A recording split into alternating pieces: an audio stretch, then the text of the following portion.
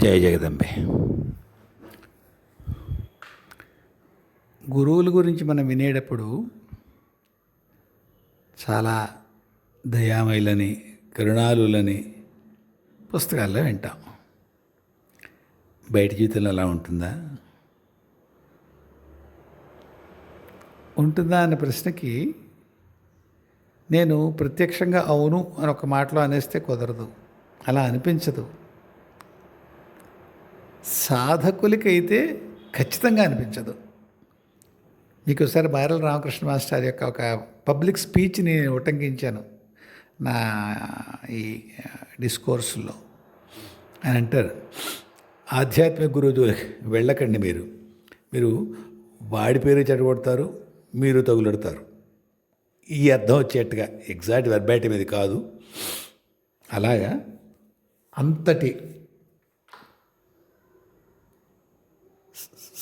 సాధనలో ఉండే కష్టాలు ఎన్ని సాధ్యమో అన్నీ పెడతారు. దయ ఉన్నట్టా లేనట్టా? మనకు ఆ కష్టాల నుంచి వెళ్తున్నప్పుడు గురువుకి ఏం దయ ఉన్నట్టుగా మీకు అనిపించదు, ఖచ్చితంగా అనిపించదు. రెండో అభిప్రాయం లేదు. మీకు ఎనస్థీషియా ఇవ్వకుండా మీకు ఆపరేషన్ చేస్తుంటే బాగుంటుందా? ఏం బాగుండదు. బాగుండే అవకాశం కూడా లేదు. మామూలు సామాన్యులం కదూ, నిప్పెడుతుంటే ఎలా బాగుంటుంది? ఒక పాత్రని శుద్ధి చేయడం కోసం దానికి చింతపండో, ఉప్పో, నిమ్మకాయో, ఇంకేమన్నా అబ్రెజివ్గా ఉండేటువంటి ఏదైనా క్లీనింగ్ సొల్యూషన్ వాడేమనుకోండి, ఆ పాత్ర కనుక తన ఉనికి తెలిస్తే బాగుంటుందా? ముమ్మాటికి బాగుండదు. మన పరిస్థితి అంతే. ఏ జ్ఞానామృతాన్ని శిష్యుడు అనేటువంటి పాత్రలో నింపదలుచుకుంటాడో గురువు, ఆయన ప్రక్షాళన విధానం అంత సున్నితంగా ఉండదు. మనం చేసుకున్న కర్మలు అలాగే ఉంటాయి, అంత సులువుగా ప్రక్షాళన చేయబడేలాగా ఉండవు.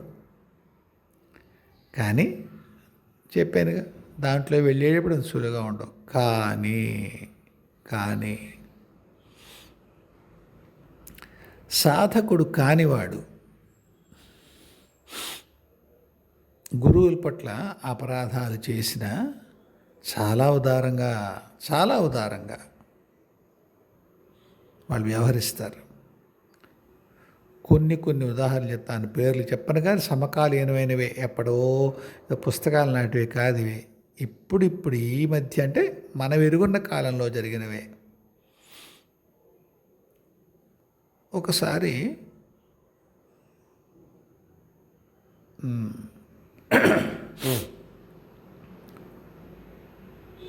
ఒక సందర్భంలో మా గురుపత్ని ఏదో వేరే లోకల్ నుంచి వస్తున్నారు. మరీ సిండ్రెల్లా కథలు చెప్పేస్తామేంటి, ఫెయిరీ టేల్స్ అనిపించవచ్చు మీకు, ఏం కాదు. నిజంగానే జరుగుతుంది, నిత్యంలో జరుగుతుంది. వేరే లోకల్ నుంచి వస్తున్నారు ఆవిడ.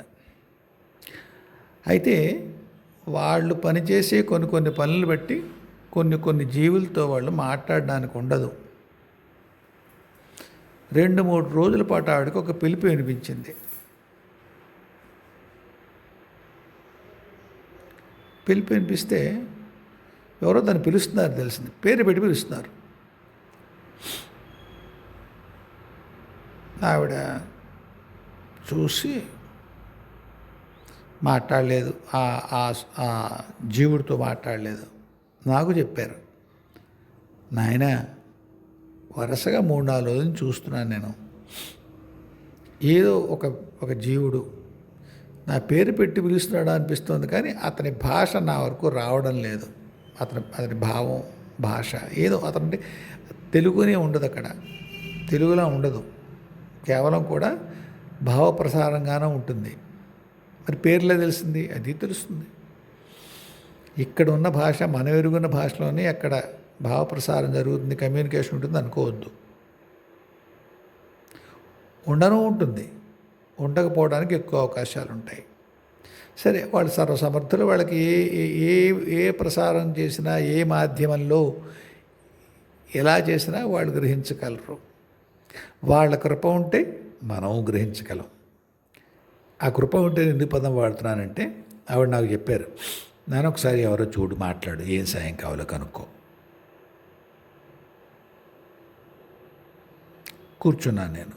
మీరు మళ్ళీ మళ్ళీ ఒకసారి మీకు క్లారిఫై చేస్తే, కూర్చోవడంటే మళ్ళీ ఒక యంత్రం వేసి ముగ్గేసి దీపం పెట్టి ఇంతేం లేదు. అమ్మ దయ వల్ల అంతేం లేదు. మామూలుగానే పలుకుతారు వాళ్ళు. మామూలుగానే మన ఏమంటారు దాన్ని, మన ఆరాలోకి వస్తారు వాళ్ళు. వాళ్ళ ఉనికి తెలుస్తుంది, వాళ్ళు ఏం చెప్పదలుచుకున్నారో తెలుస్తుంది. ఒక్కొక్కసారి గార్బిల్డ్గా ఉంటుంది, ఒక్కోసారి స్పష్టంగా ఉంటుంది. మన మానసిక స్థితి, వాళ్ళ స్థితి రెండూ ఉంటాయి దాని కారణంగా. సరే, ఈ సోల్కి వచ్చేసరికి ఒకలాంటి మత్తులో ఉన్నట్టుగా ఉంది ఆ సోల్. ఏ కారణమో తెలియదు, నేను లోపలికి కారణాల్లోకి వెళ్ళలేదు. నువ్వెవరు అన్నా, ఫలానా అన్నాడు. ఏం కావాలి నీకు? తనతో మాట్లాడదామని.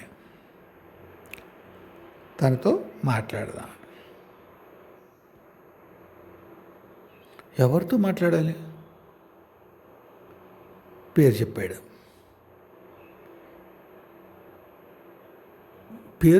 పేరుతో మాట్లాడుతున్నావు, నువ్వెవరు అంటే నీకు ఎలా తెలుసు?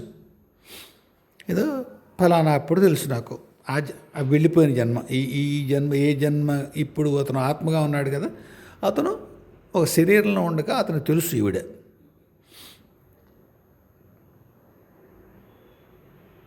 నీకెందుకు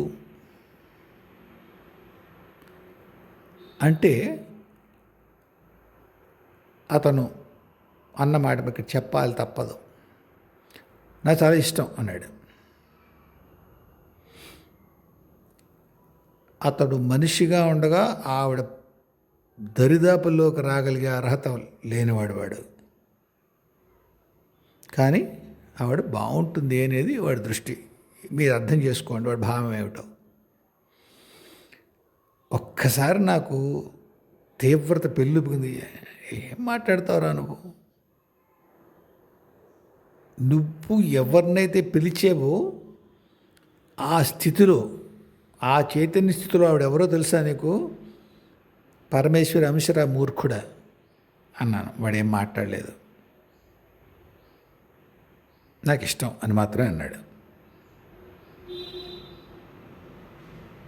సరే వెళ్ళు, నేను మళ్ళీ పిలుస్తాను నేను అన్నాను. పంపించేశాను. చాలా తీవ్రతలో ఉన్నాను నేను. ఏంటి నా వరకు ఆవిడ తల్లి, ఊళ్ళో సాధకులుగా ఉన్నదరికి తల్లి ఆవిడ. అందులో వాడు ఎప్పుడు చూశాడో ఆవిడని, ఏమిటో ఏ కాలేజీలో చూశాడో, మరో బంధుత్వం ఏమిటో మనకు తెలియదు. పేరు మాత్రం తెలిసిందే. నేను మా గురువుగారికి, గురుపత్నికి ఇద్దరికీ చెప్పాను ఒకేసారి. అమ్మ నువ్వు ఇలా చెప్పావు కదా చూడమని. ఆవిడ నేను నువ్వని అంటాను, అమ్మ అంటాను కనుక మీరు అన్నం. సరే అమ్మ నువ్వు ఇలా చూడమన్నావు కదా, ఈ ఫలానా వ్యక్తిటమ్మా పేరు చెప్పాడు. ఆవిడ అతనా అంది. అతను ఎవరో గురువుగారు కూడా తెలుసు. ఏమంటాడే? నేను కొంత ఆవేశంగా అన్నాను. వాడు నాకు ఇష్టం అన్నాడు. వాడిని అప్పుడే నేను ఒక సంగతి చూద్దాం అనుకున్నాను. ఇంకెక్కడికి మళ్ళీ కదలకుండా దిగ్బంధం చేసి అక్కడే పడేద్దాం అనుకున్నాను, ఆ లోకంలోనే అన్నాను. ఏమిటి చాలా లోవర్ లోకంలో ఉన్నాడు, చాలా చిన్న కింద లోకాల్లో ఉన్నాడు వాడు. ప్రేతాత్మగా ఉన్నాడు దురదృష్టవంతుడు. అంటే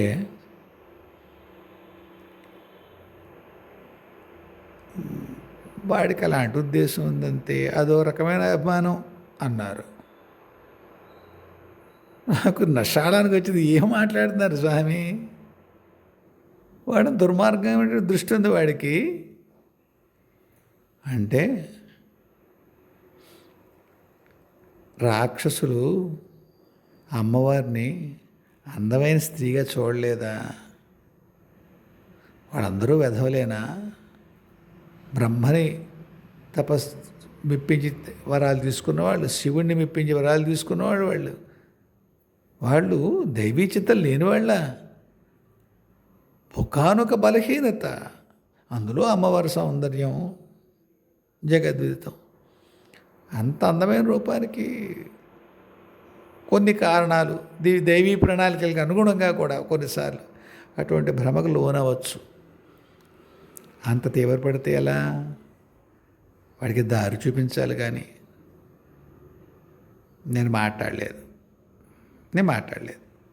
ఏం మాట్లాడతారు వీళ్ళు? ఇలా మాట్లాడతారేంటి? ఆవిడ కూడా అవి పర్వాలేదు ఆయన, వాడికి తెలియదుగా అంది. అమ్మ నేను మనం చేయగలను కదమ్మా ఏమన్నాను అని. ఏం చేస్తారు? అక్కడే ఒంటిలో చేస్తానమ్మా, ఈ కథలు మన వాడిని. ఆయన అలాంటి పని చేయకండి. అదొక రకమైన భక్తి. రెండు నమస్కారం పెట్టాను. మహానుభావ, నాకు ఈ భక్తి తెలియదు అని. సరేలేండి, నేను చెప్తున్నానుగా. యాస్ట్రల్ వరల్డ్లో అంటే సూక్ష్మలోకంలో ఒక ప్రాంతం ఉంటుంది. ఇలా దారి తప్పిన ఆత్మలకి అక్కడ బోధ చేస్తారు. మళ్ళీ ఆత్మలోకి జన్మలోకి పంపిస్తారు. ఒక అవకాశం వాళ్ళకి. అప్పుడు ఇంకేదో చేస్తారు. ఏ కర్మలు పడాలో, ఏ కర్మో ఆ కర్మానుభవం అవుతుంది. మా జోలికి వచ్చినప్పుడు మేము వాళ్ళని శిక్షించడం న్యాయం కాదు. ఎందుకంటే మేము శిక్షిస్తే మీరు చెప్తున్నట్టుగా ఒక తలంలో ఇరుక్కుపోవడం ఉండదు. ఇంకా జీవుడికి ఇంకా ఆత్మానుసంధానం అనేది మర్చిపోవచ్చు. మేము వాడిని శిక్షించడానికి పూనుకుంటే. కాబట్టి ఎంత పెద్ద స్థితికి పెడతామో చైతన్య స్థితుల్లో అంతంత క్షమ కలిగి ఉండాలి స్వామి. అంత పెద్ద చైతన్య స్థితిలో ఉండి వాడి మీద మనం శిక్ష పూనితే ఈ అడ్మినిస్ట్రేటివ్ బాడీస్ ఉంటాయి కదా, అంటే ఎవరైతే కర్మదేవతలు అంటాం, లేకపోతే కర్మానుభవాలు ఇచ్చేవాళ్ళు ఇంక వేరే ఎగ్జిక్యూటివ్స్ ఉంటే వాళ్ళు ఎంత పెద్దవాళ్ళని ఇలా చేశారా అని చాలా తీవ్రమైన శిక్ష వేస్తారు.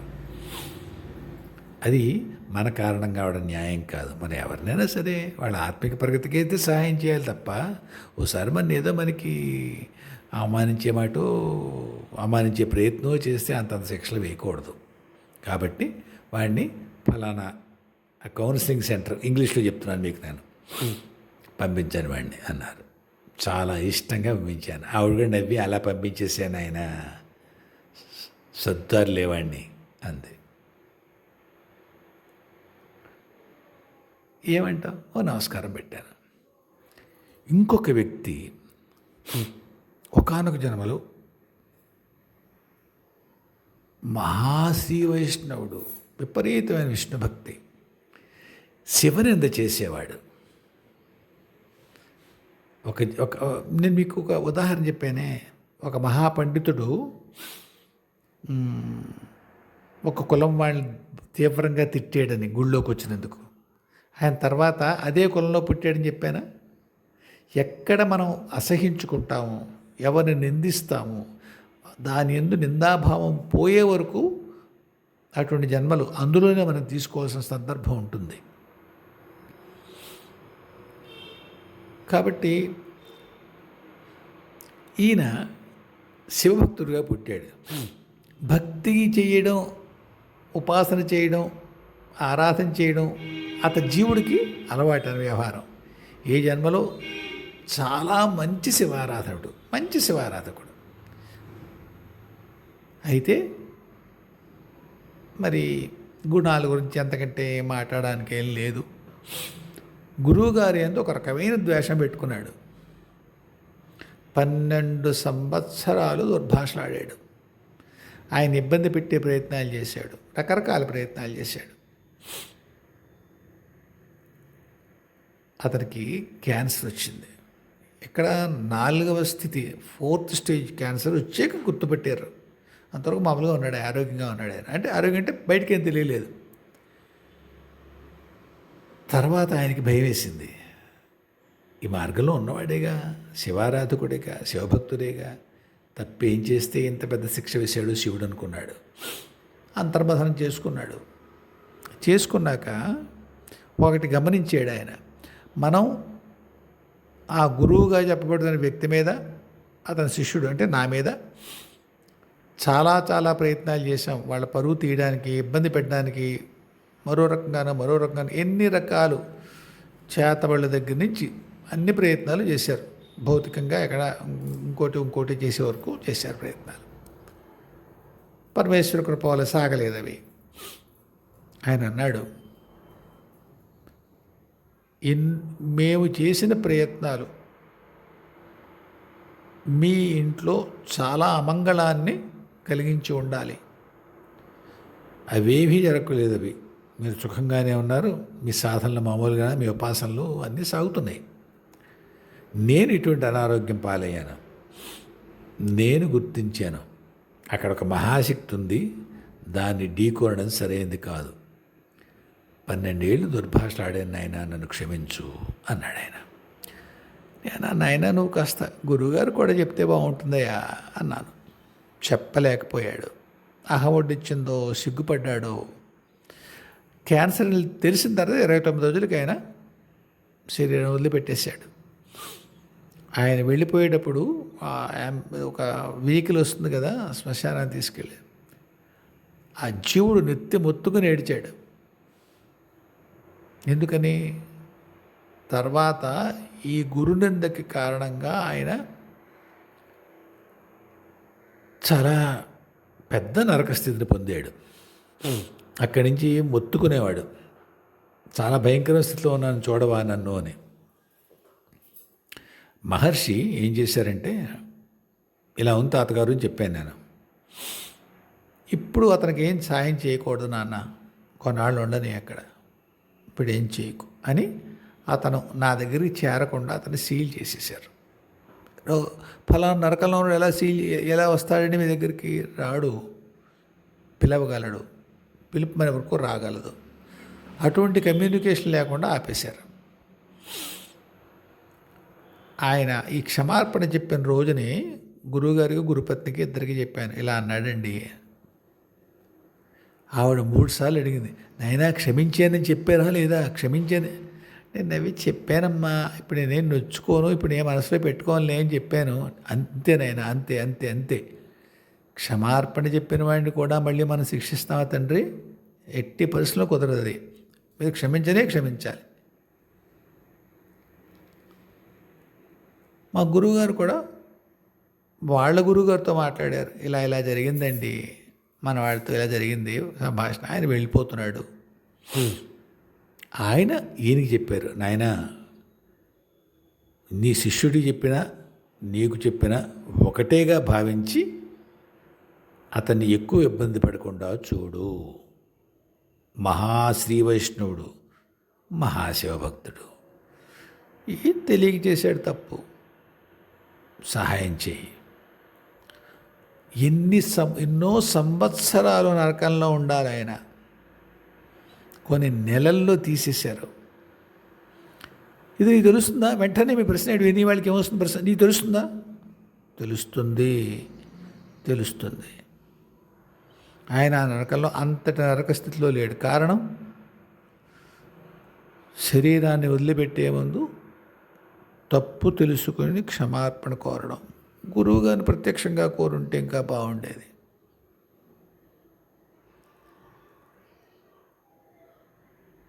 ఇంకొక వ్యక్తి గురించి చెప్తాను నేను.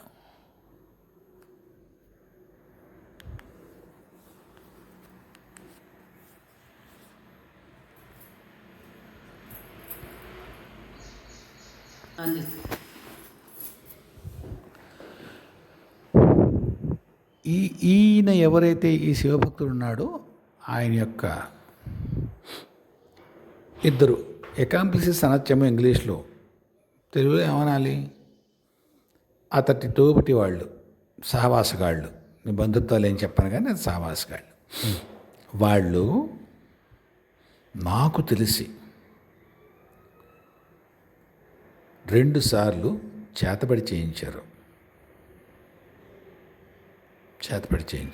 గురువుగారి మీద. నా దృష్టికి వచ్చింది అది. శిష్యుడిగా నా చేతిలో ఎటువంటి రక్షణ ఉంటుందో గురువులకి భౌతిక శరీరాలకి రక్షణ కల్పించడం శిష్యుడి యొక్క బాధ్యత అవుతుంది. అందువల్ల నేను దాన్ని వెనక్కి పంపించేశాను, ఆ ప్రేతశక్తిని. నేనన్నాను, ఇప్పుడు నేను నివర్తించిన దాన్ని అది వాడిని తినేస్తుంది అన్నాను. ఇప్పుడు మీకు హత్యాపాతకం మీకెందుకు? ఇది డిఫెన్సే కదా స్వామి, నేనేం వాడి మీదకి ఏం ప్రయోగం చేయలేదుగా అన్నాను. ఆహా, వద్దు, మీరు వాడు చనిపోతాడనే మాట వాడకండి, వాడు బుద్ధి తెంచుకుంటాడనే మాట వాడండి అన్నారు. చేతపడి ప్రయోగం చేసిన వాడి మీద. సరే, నాకు నిజంగానే తీవ్రత తోచింది. చేతబడి చేసిన వాడిని తిరిగి పంపించేటప్పుడు ప్రేతాత్మని పద్ధతి ఏమిటంటే, ఎవరు ప్రయోగం చేశారో వాడి దగ్గరికి వెళ్ళి వాడిని తింటుంది. అది తిరుగుబడి అంటారు దాన్ని. దానికి శ్మశానానికి వెళ్ళక్కర్లేదులండి. అందరూ శ్మశానానికి వెళ్ళి తిరుగుబడి చేయక్కర్లేదు. సమర్థుడైన గురువు తన శిష్యుడికి ఇంట్లో ఉండి కూడా చేసుకోగలిగేటువంటి ఆశీస్సు ఇవ్వగలడు. నాకు శ్రీ విద్యోపాసన ఇచ్చిన గురువు మహానుభావుడు. ఆయన బతుకుండగానే చెప్పారు, ఇది నీ దగ్గరుండగా నీ మీదకి ఏది జరగదు. నా దగ్గర ఉంటుంది, ఖచ్చితంగా ఉంటుంది, ఎక్కడికి వెళ్తుంది? ఆయన కృప వల్ల నాతోటి ఉంది ఆవిడ. ఎప్పుడైతే గురువుగారి విషయంలో జరిగిందో నేను అమ్మని అడిగాను, ఆవిడ వెనక్కి పంపించేసింది. బాగుంది. ఈయనేమో గురువుగారు వాళ్ళని చంపకూడదు అనే పదం వాడడంతో అమ్మ ఇంకా వెనక్కి నివర్తించింది తప్పిస్తే వాళ్ళనే చంపేట్టుగా చేయలేదు. అయిపోయింది. అది జరిగి 5-6 ఏళ్ళు అవుతోంది. మొన్న మధ్య మళ్ళీ చేశారు ప్రయోగం, కొన్ని నెలల క్రితం. ఇప్పుడు అదే కదా, ఇప్పుడు కూడా మీ దృష్టికి వచ్చిందా అన్నారు. వచ్చిందండి. మరి ఏం చేస్తున్నారు చెప్పండి. తిప్పేయండి. కానీ మళ్ళీ అదే, వాళ్ళకి ఇంకా కాలం రాలేదు, చావనివ్వకండి, చంపద్దని అమ్మకి చెప్పండి అన్నారు. ఏమనగలం? మీకు అంత దయ ఉంటుంది స్వామి. నాకైతే ఆ కోపంలో నాకు అలా చేయడం నాకు ఇష్టం లేదు, కానీ మీరు చెప్తున్నారు, ఇంతే చేసి ఊరుకుంటాను అన్నాను. సరే, కోపం వస్తే వచ్చింది రండి, మీకు తెలుస్తుంది తర్వాత ఎందుకు అన్నాను. అలా చేయకూడదు. మనం అలా వాళ్ళు చేసిందే మనం చేస్తే ఇంకేమో స్వామి, శాంతపడండి అన్నారు. అమ్మని అడిగాను నేను, అమ్మ ఇదేమన్యాయమే అని. నాన్న, నువ్వు నివర్తిస్తే అంటే వెనక్కి పంపిస్తే వెళ్ళి ఊరుకుంటుంది, కానీ ఈ కండిషన్ పెట్టాడుగా మీ గురువు, అంచేత వాడు చావరు. నిజమే, వాడు చస్తే ఆ కర్మ నీకు అంటుకుంటుందిరా. మీ గురువు వాడి మీద దయ చూపించాడు, నీ మీద దయ చూపించాడు. మీ గురువుగారిని కాపాడేవు కాబట్టి పుణ్యం అని అనుకుంటున్నావు కదా, పుణ్యమే, దాని ఖాతా వేరు. వీడి మీద ఈ ప్రయోగాన్ని నివర్తించి వాడిని చంపిన కారణం ఏ కర్మ ఉంటుందో అదే నీకు వస్తుంది. మీ గురువు అది నీకు రాకుండా చేయగలడు ఆయన. అవన్నీ ఎందుకురా? అడుసు తొక్కనేలా, కాలు కడగనేలా. అంచేత అలా ఊరుకోనాన్న. 2 సార్లు జరిగిన తర్వాత వాడి భయం వాడిని చంపేస్తుందిరా అంది. ఏమిటమ్మా అన్న. వాడికి తెలుస్తుంది కదా నాయన, ప్రయోగం చేసాము, అది విఫలమైంది అని తెలుస్తుంది. అవతల వాడు ఎవడో సమర్థుడు అని తెలుస్తుంది. వాడు నన్ను చంపగలిగి కూడా చంపలేదు అని కూడా తెలుస్తుంది. అవతలవాడు ఎంత పెద్దవాడితో మనం ఢీకొంటున్నామో అనే భయం ఆ తంత్ర సాధకుడిని కునారెల్ప చేస్తుంది, వాడిని బతకనివ్వదు. వాడు భయంతో చస్తాడు. నువ్వు చేసినటువంటి ఆ తిరుగు ప్రయోగం వల్ల చావడు వాడు. అంచేతన ఆయన నీకు అది తగదు, కోపంలోకి వెళ్ళకు అంది. 2 సార్లు క్షమించారు. కాబట్టి ఏం చెప్తున్నానంటే, గురువులు